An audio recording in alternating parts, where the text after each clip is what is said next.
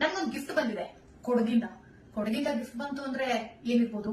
Of course ಎಲ್ಲರಿಗೂ ಯೋಚನೆ ಬರೋದೇ ಕಾಫಿ. ತುಂಬಾ ಆತ್ಮೀಯ ಒಬ್ರು ಕೊಡಗಿಂದ ಒಂದು ಗಿಫ್ಟ್ ತಂದು ಕೊಟ್ಟಿದ್ದಾರೆ, ಕಾಫಿ.